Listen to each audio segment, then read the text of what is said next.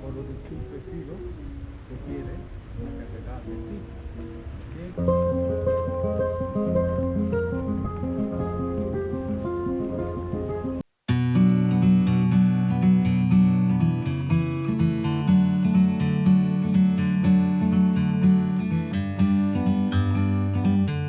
Hey, this is Andrew Lim inviting you to go out on a limb. Buenos dias from Sevilla. It's much cooler this morning, like what, 65 degrees. I know. The weather changes is pretty drastic throughout the day, but I'm really excited today because we are off to Cordoba, which is a important Roman city and important Islamic center in the Middle Ages.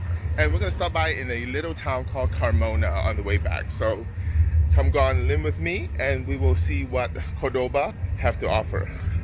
Folks, before we start, kindly hit the subscribe button and the notify button for new contents that I upload weekly. Muchas gracias.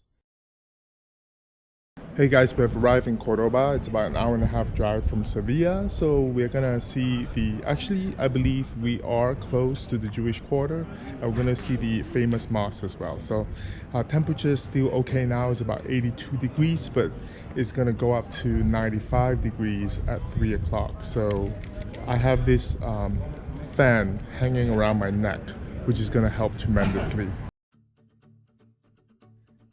Beautiful city of Cordoba. It's actually the city in the southern Spanish region of Andalusia and the capital of the province of Cordoba as well. Cordoba was an important Roman city as well as a major Islamic center in the Middle Ages. Bet you didn't know that Cordoba actually has the most UNESCO World Heritage Sites. With 4 in total, it actually surpasses Paris, and France, or Rome I meant, with 3 each. So the city itself is only about 300,000 people in population, but goes to show that it does have the most significantly historical sites to visit.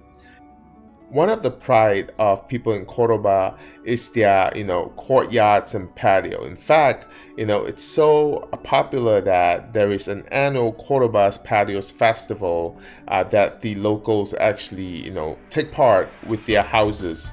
And the celebration actually, dated way back in 1918, actually takes place now annually during the first 2 weeks of May.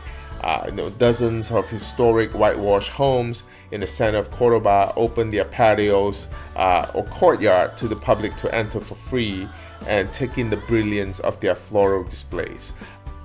And interestingly, Cordoba's Patio Festival is the 4th UNESCO World Heritage Site. It's rare for a festival to be named a site, but given what's involved, which includes a lot of patios, that has kind of become a UNESCO World Heritage Site as well. So it's really interesting. The Jewish quarter of Cordoba is worth visiting as well. It's the area of the Spanish city in which the Jews actually lived between the 10th and the 15th century. It's located in the historic center of Cordoba, northeast of the Mosquita Cathedral, which the Mosque Cathedral, which is the most popular site here in Cordoba, and it's filled with narrow streets. It definitely is a historical area. It's really cool to actually walk through this area when you're in Cordoba.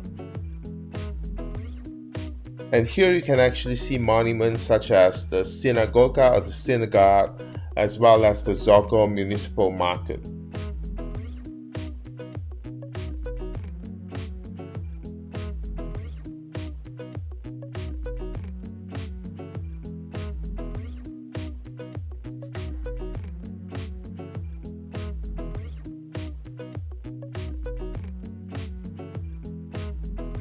In the Jewish quarter, close to the Mosque Cathedral, there is a famous flower alley where you can indulge in a sea of flowers. Although when I was there, I think it's not the flower season. I only saw green leaves as I walked down this alley. It's beautiful nonetheless, but it would have been prettier or more beautiful if it's filled with flowers. Hey guys, from what I remember from the last time I was in Cordoba is that this place serves a really good tortilla, which is not the Mexican tortilla obviously. This is the potato omelette. It's called Bar Santos. So come eat with me again, relive the memory because I really miss some good tortilla. Now, the last time I was in Cordoba before this trip was about 15 years ago, and I recall Bar Santos being my favorite restaurant to eat a quick bite for lunch. And here it's actually a bar, standing room only. It's pretty small, very historical, and the food here you can get is, of course, the Iberian ham, the jamon.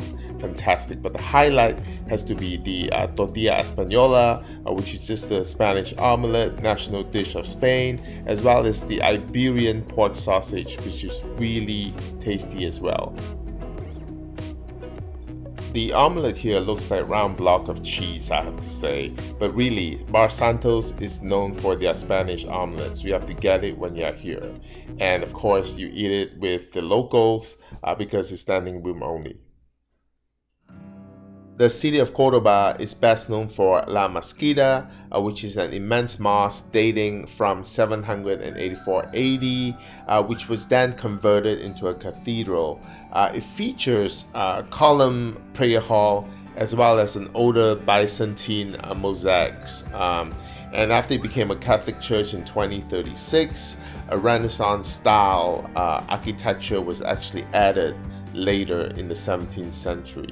So the Mosquita Cathedral, because it's Mosquita-Cathedral, a mosque-cathedral, is famous for its over 800 original Moorish red and white horseshoe-shaped arches topped by a second Roman arch to add height as well as lightness to what was the second largest mosque in the world. And in fact, it's known as the most important mosque in the Western world.